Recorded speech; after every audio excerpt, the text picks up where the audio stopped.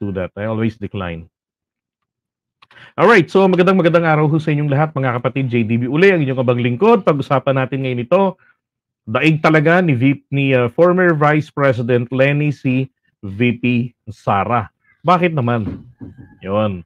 Diba? Yung isang magandang tanong dun bakit naman o paano naman naging daig niya si VP Sara. Well, sabi nga etong dalawa ang common sa tanong ko lang sa inyo po mga kapatid. Ano ang common sa kanilang dalawa?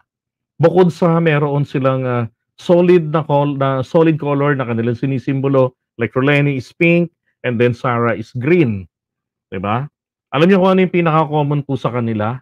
Oh, bilis, type niyo agad. Ano yung pinaka-common sa kanilang dalawa? Nagsisimula sa letrang L, nagwawakas sa letrang G. Okay? G as in galis. G as in golf. Okay? Oh, ano yun? Yung common nilang dalawa. Ito, sinabi ho kasi kanina, ayun, exactly, lutang. Yan, lutang. Di ba? Oh. Ngayon, ang pag-uusapan na lang po dito, sino pinakamatinding lutang? Di ba? Kay Lenny kasi, ang pagkalutang, yung huling salita na binanggit niya, uulit-ulitin niya ng 3 beses. Di ba? Pero, still on point siya sa kanyang sinasabi. Hindi katulad ni Sara, kanina lamang ho, di ba, nakakawindang yung kanyang paliwanag. Yung kanyang paliwanag na tawag dito, bakit siya nag-resign sa office sa pagiging DepEd secretary, di ba? Sabi ko pambihira naman. Okay, tingnan niyo muna kung bakit siya nag-resign. Ito. So na yun we need a sit down. We need a sit down for the reason. Pero G's, ma'am, alam niyo, pati yung we need to sit down, pati yan, research ko, walang yung buhay ito. Ang pagkakaintindi ko parang parang tawag dito, yung let's move on, hayaan na lang natin, yung ganon. Tingnan niyo mga pinagsasabi niya, ha. Ano siya merong personal sa aming dalawa, ni President Marcos, which stems from yung napag-usapan namin bago ako pumayag na tumakbong Vice President. Meron siyang magtrabaho at meron siyang sa bayan. May kinalaman po ba si... Merong sa trabaho, merong sa bayan. Ano yun? Nagpaliwanag ka pa. Di ba? Maghuhula rin pala yung mga nakikinig sa'yo. Kaya yung mga nagtatanong na reporter, windang First lady sa pag-resigning po sa DepEd. Mahaba siya na kwento and we will need a sit down. Okay. Ma'am, politika ba ma'am? Politically motivated decision? Yun nga, sabi ko, ano siya, personal, trabaho. So halo-halo. Oo. Pero ma'am, may kinalaman. Tinatanong kung politika ba ang kung may kinalaman ng politika, halo-halo ng araw. Po ba si First Lady dito? No. Kasi No. wala naman din kinalaman si First Lady sa trabaho namin ni Pangulo.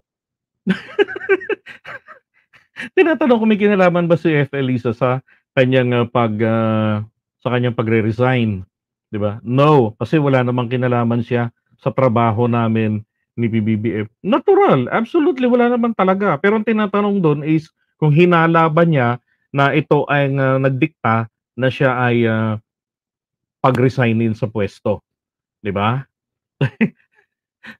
Hindi ko alam kung takot kay FL kaya ganito yung sagot. Marco. So, sabi ko nga, ano siya, kailangan niya ng sit down dahil hindi siya isang rason lang. Nagkabuhol-buhol na siya na madaming rason.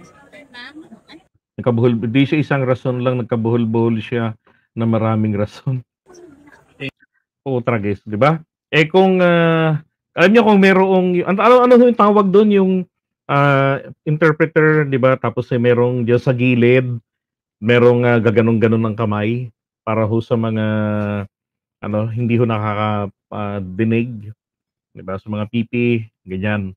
Hindi ko alam kung anong tawag doon Malamang ho kung yung nagaganong-ganon, ang ending nito nakaganon na. Ang gulo kausap Yan yung nagsa-sign language, di ba? Wala na, buhol-buhol na. Baka yung ganun na lang eh. 'Di ba? Ang gulo, walang substance yung sinabi. Ano yung paliwanag, 'di ba? Manghuhula na naman tayo. Mariosep. Okay, buti na lang hindi ba napunta sa national defense? Malamang, 'di ba? Kung napunta sa national defense, sabog tayo diyan.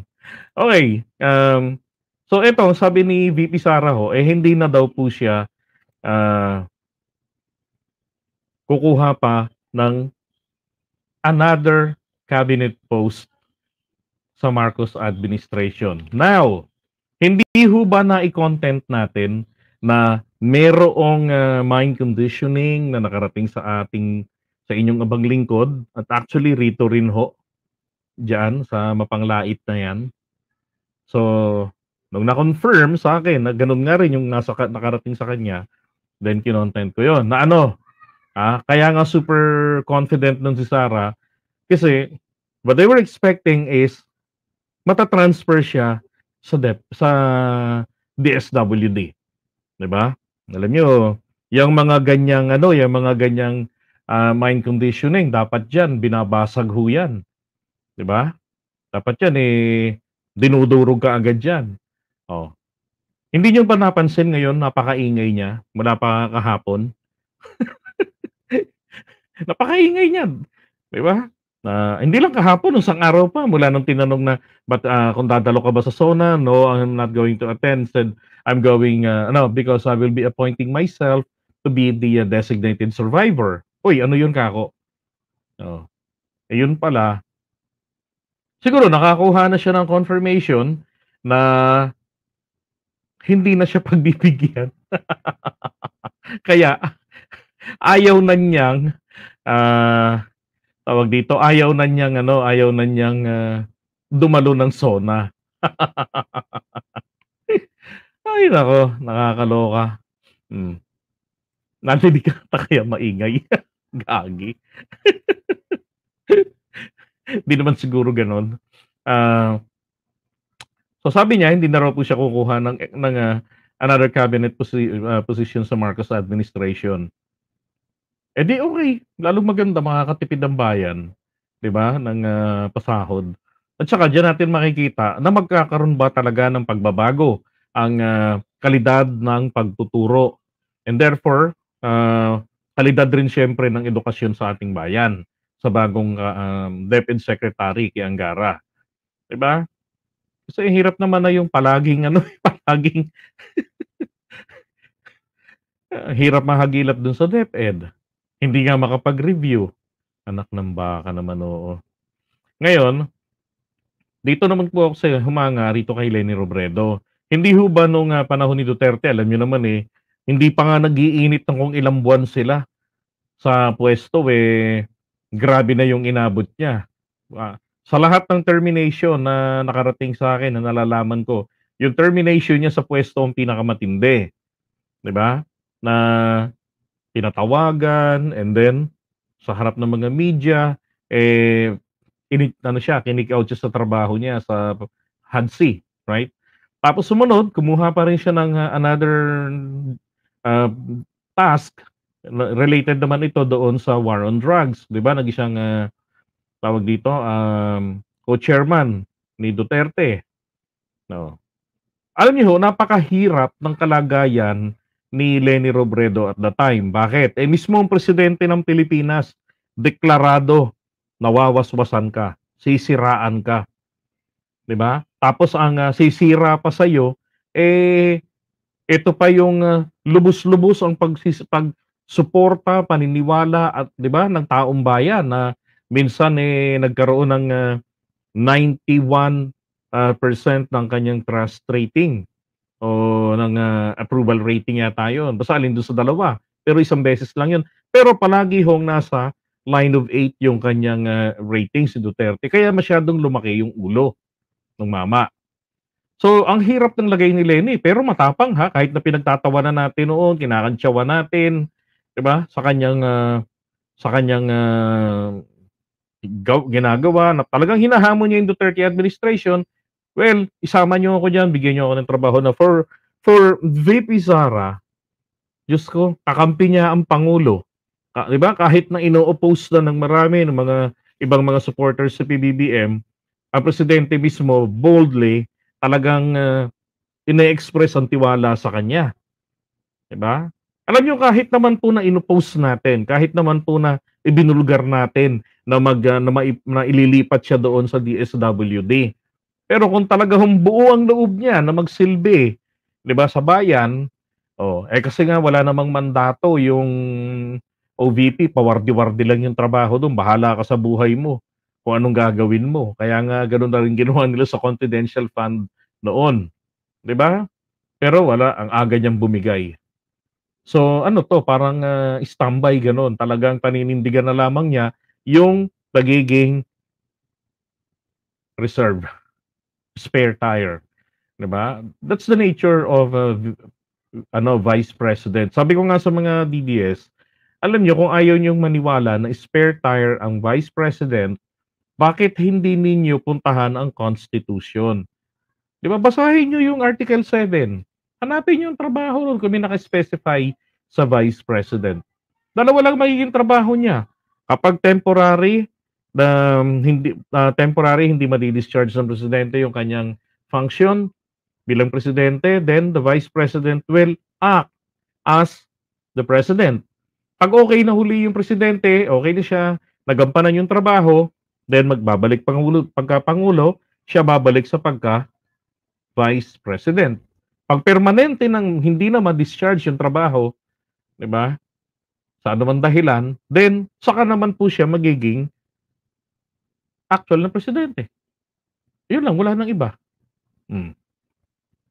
Sabi ni Tikbalang, wala talagang skill yan, maski political skill, wala rin.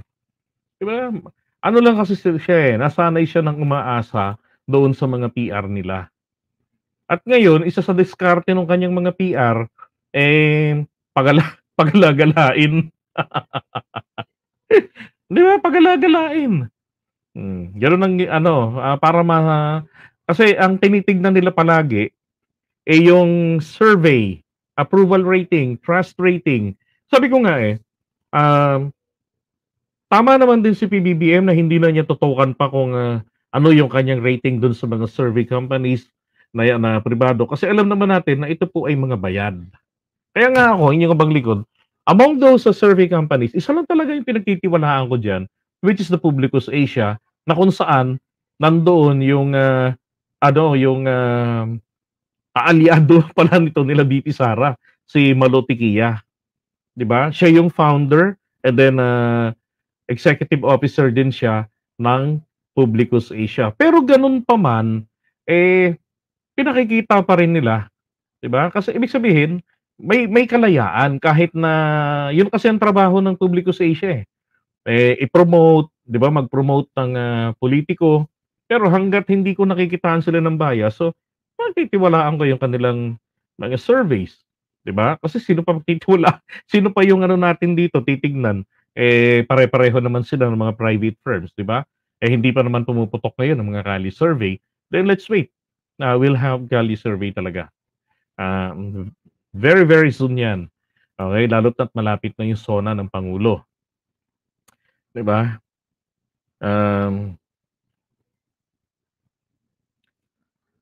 Sa US ang VP and Senate President pero hindi yata ito nasa line of succession din siya. Kaya lang pagdating doon sa US kasi ganito, kasama siya doon sa isang malaking pagpupulong. Ngayon, in case na may mangyaring di maganda at, namatay sana silang lahat, so sinisiguro na mayroong tatayo na magiging presidente.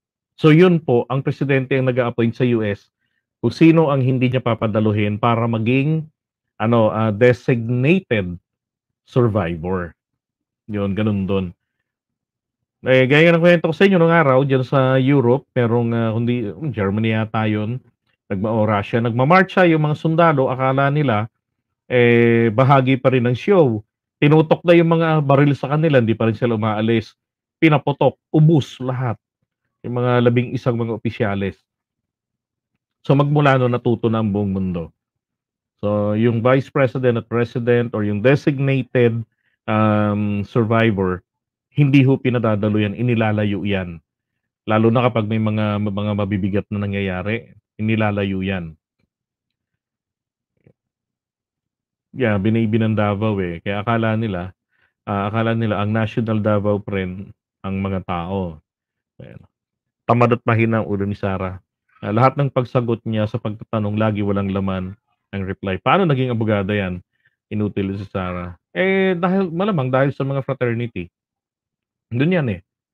Diba? Magaling siya kasi magparinig, magaling manginis, mangasar.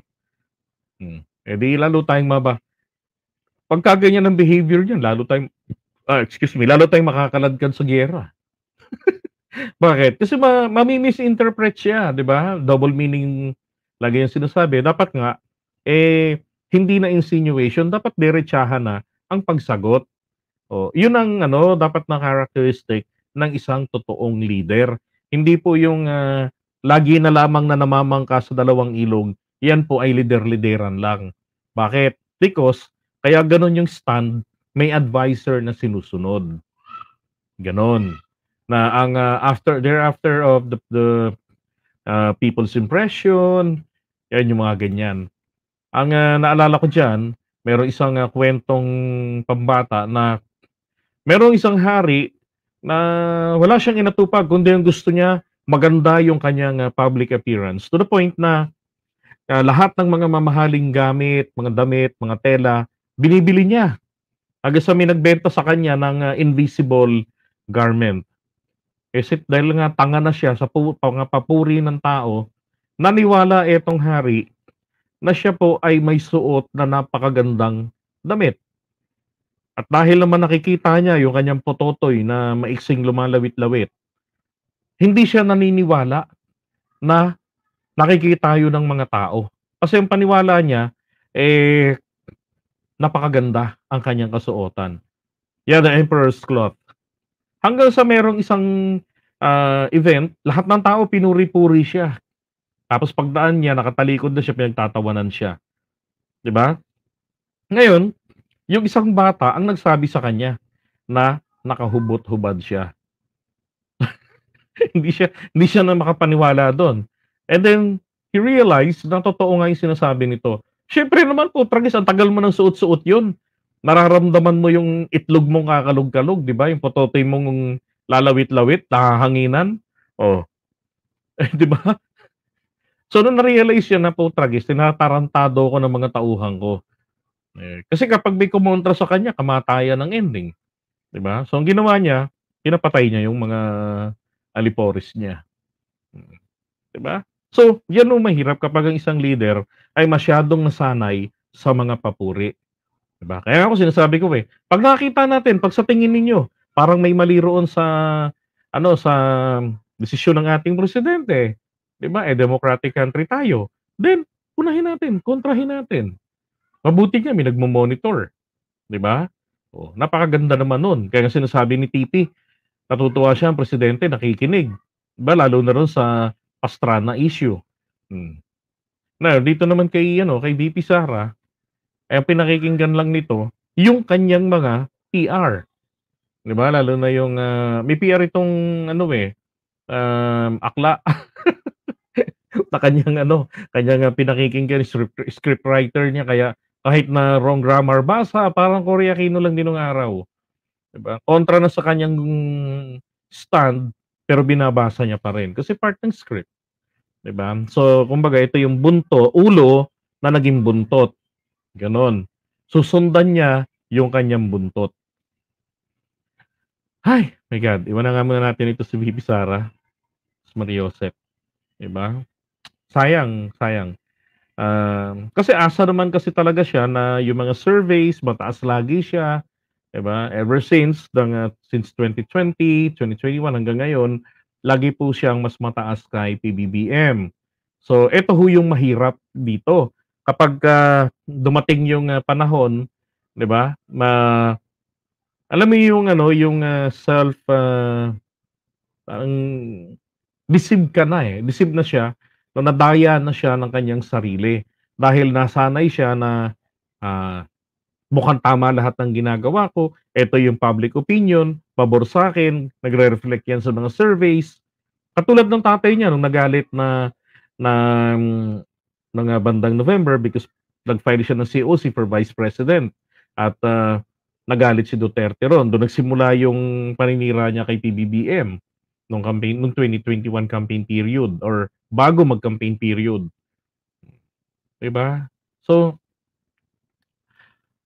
masyadong mapanganib lang yung ganitong klaseng leader na nakatutok lamang siya para sa kanyang paniniwalaan doon sa resulta ng survey. Yan. Nakita kasi nila kung gaano kadaling utuin ng mga Pinoy. Yung tatay, kitang-kita na ang katrayduran at yung anak, wala nang nagawa sa 2 taon sa DepEd, mataas pa din sa survey. Yun nga yung problema natin eh. Diba? Parang yung survey din ng mga listahan ng maraming kandidato. Ano nangyari? Ang dami ho mga basura, mga mag-asa-asawa, gagawing senador. Oh my God! Kung bukas ang eleksyon, utas na tayo. Di ba? Okay. Move naman tayo sa sunod na topic.